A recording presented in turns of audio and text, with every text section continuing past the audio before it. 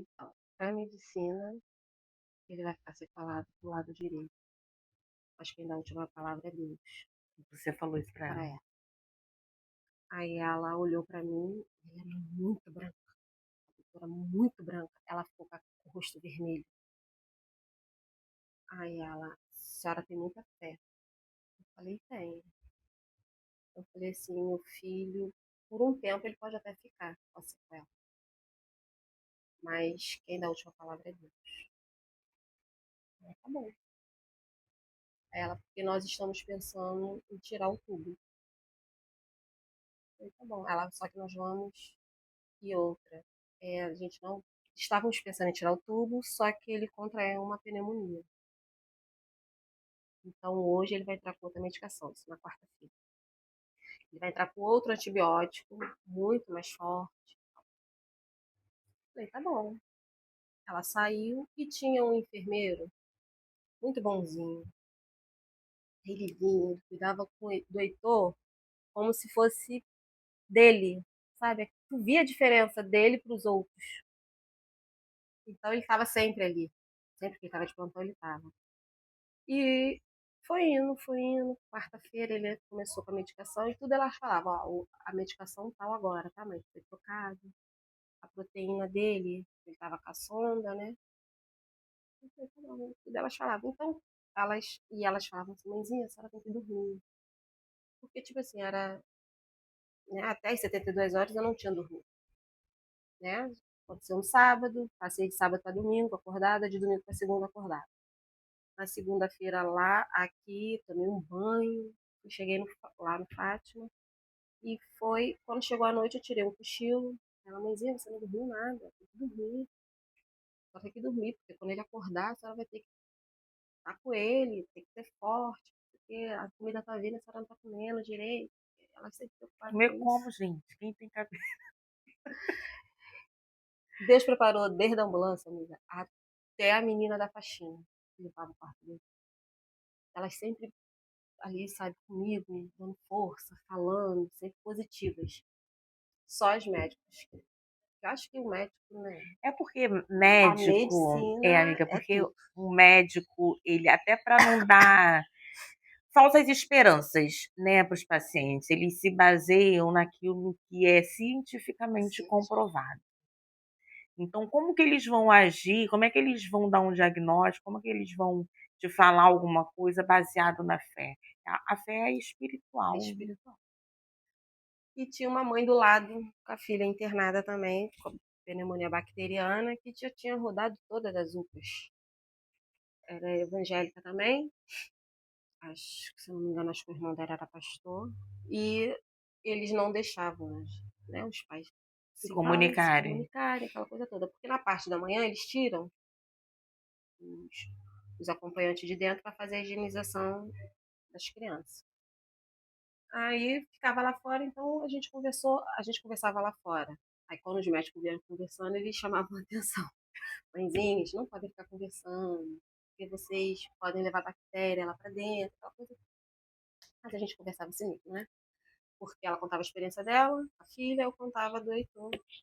E assim foi indo, ela falava assim, só que aí teve um dia que ela falou assim pra mim, se não me engano, acho que foi na quinta, depois que essa doutora passou, na quinta-feira ela falou assim, eu não vejo esperança na minha filha. Eu falei assim, não fala isso. Aí ela falou assim, no Heitor eu já vejo. Eu passo ali, que pra ela ir pro banheiro ela tinha que passar, e ela olhava. Ela Mas a filha dela estava entubada também. tava em coma Porque induzido. tava em coma induzido também, só que ela só piorava. Ah, Porque tá. ela já tinha rodado, ela não tinha plano, nada disso. Então ela rodou várias UPAs. E eles falavam só que era uma pneumonia. Ah, uma pneumonia. E foi se complicando. E foi se complicando. Aí fala assim, a mãe não comprou um remédio. Por isso que a criança se complicou. Não. Ela estava com a bolsa dela de remédio que ela comprava. Os médicos passava, a igreja fazia vaquinha, ela comprava remédio. Então ela andava com essa bolsa de remédio para cima e para baixo. Nossa, mãe. E a menina novinha também? Novinha, acho que a garotinha ia fazer 4 anos. Ai, meu Deus. Sim, tinha 4 e iria fazer 4. Ela não tinha mais do que isso. E assim foi indo, aí belo dia, o Heitor ficou em coma induzido 8 dias. 8 dias, aí veio o dia pra tirar o tubo. Ah, então eu acho que agora que vai entrar essa pergunta. O momento em que você viu nitidamente um milagre acontecer, foi nessa retirada desse tubo? Foi na retirada. Ali eu vi, assim, Deus fez. Deixou meu filho vir. Eu não queria saber das sequelas, eu não queria saber se ia precisar, do que ia precisar. O filho Ele estava vivo. respirou sem o tubo. Aí veio e falou assim: ah, mãezinha, vamos começar a desmamar ele hoje. Acho que na sexta, sábado. Sábado. De sexta para sábado eles falaram assim: ah, vamos começar a diminuir a sedação. Nós vamos ter que acordar seu filho. Já que ele quer acordar, então vamos acordar. Falei, amém. E assim foi indo, né? Diminuição da sedação. E ali, quando eles falaram que iriam tirar o tubo, eu falei assim, acabou o risco. Meu filho não corre mais risco de vida. Aí eu liguei para ele falando que iria diminuir, porque eu falei para ele, na parte da manhã você trabalha e à tarde você fica comigo no hospital. E assim ele fazia, ele vinha, dormia com a Brenda, de manhã ele trabalhava e depois voltava Não, para e casa. ele vinha sem alma. Era mais doloroso pra gente vê-lo chegar, porque assim, depois, né, como o pessoal, né, Sandra, minha mãe, o pessoal ficou sabendo. E assim, mais próximo, né? Porque a gente foi criado muito junto, eu e ele. É. Então, a única pessoa que teria acesso para perguntar alguma coisa, até porque eu estava lá na posse, acompanhei tudo para vocês, seria eu, mas eu não tinha coragem. Eu não conseguia. Eu ficava lá da varanda da minha mãe, porque ele sempre chegava no finalzinho da Da tarde, tarde. começo da noite, né? Eu ficava paquerando ele. Falei, vou esperar o hábito chegar para perguntar alguma coisa. Mas ele chegava assim tão desconsolado. Eu, gente, eu vou perguntar o quê? Eu só olhava do tipo assim, tá bem? Tá bem. E era o suficiente. E assim foi. Aí ele veio, Tirou o tubo, ele acordou, aí ele te foi. olhou, ele. Então, aí que vem. Aí ele, o médico falou assim, mãe, vamos.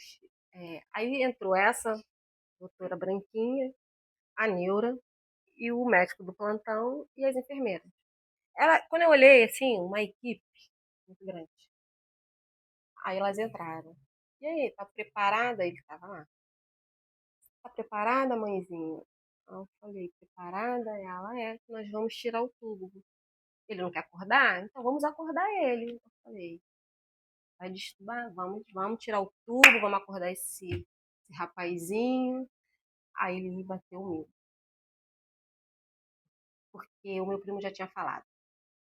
E a Melissa também já tinha falado. Você tem que estar preparada, porque a gente não sabe quando ele Como é que vai acordar. reagir, né? Ele Se vai, vai reagir. se vai reagir. Se ele vai te reconhecer. Que aí a gente vai ter a noção das sequelas. Aí ali deu medo. Quando ela falou que ia acordar, aí ela viu. Eu fiquei com medo. Ela falou assim: vamos fazer o seguinte, mãezinha, fica lá fora. Quando ele estiver acordado, a gente te chama. Aí eu falei: não, não precisa. Ela: não, mas a gente não vai tirar o tubo agora. Pode ficar lá fora. Quando a gente for tirar o tubo, a gente te chama. Eu falei: tá bom. A gente vai higienizar ele primeiro e tal. Eu falei: tá bom. Saí. E nada de me chamar. Ali, eu não sei se a espera da cirurgia foi grande, se ali, mas parecia que tinha uma eternidade, nada, e eu naquele chão, ajoelhada, orando, e elas pedindo para me levantar, elas passavam por cima da minha perna. Na entrada da UTI, era uma porta de correr, e ali eu ficava, de joelho com a mão estendida. Aí, ela, mãezinha, levanta desse chão, daqui a pouco a senhora vai entrar. Eu falava, não. Aí daqui a pouco veio esse enfermeiro, falou assim, esse bonzinho, falou assim, mãe, higieniza que a senhora já vai entrar. Eu falei, tá bom. Tinha um tanque, né? A gente tinha que higienizar todo. Aí ela pode entrar. Quando eu entrei, ele estava sentado. Ai, meu Ele estava sentado chorando. Gente! Ele chorava. Aí ele chorava. E a reação dos médicos? Porque eles não estavam esperando nada disso. Eu acho que eles imaginavam, tipo assim, vai tirar o tubo e ele vai continuar. E ele chorava.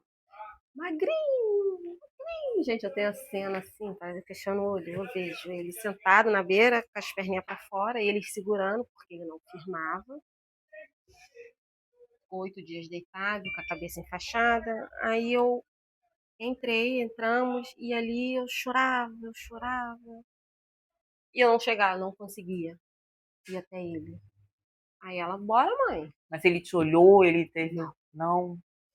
Aí nisso a gente ficou no canto, eu e a Ábido assim no canto. Aí fala com ele, pai, fala com ele, mãe. E a gente chorava.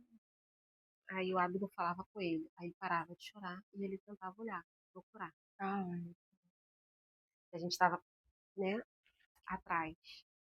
Aí fala, mãe, com ele. Aí quando eu falava, ele chorava. Aí eu falei, não tá me reconhecendo. Aí o Ábido falava, ele parava. Aí vem pra frente dele, pai. Aí ele olhava, quase.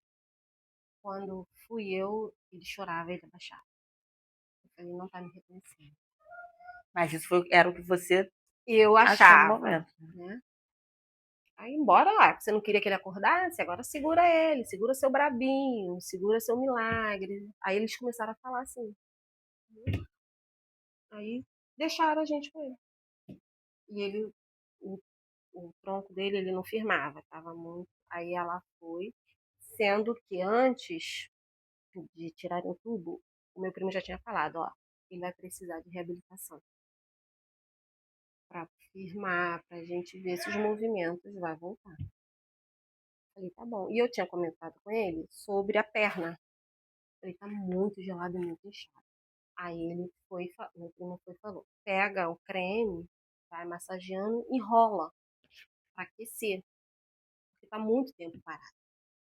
Eu falei, tá bom. Aí foi indo, foi desinchando, foi.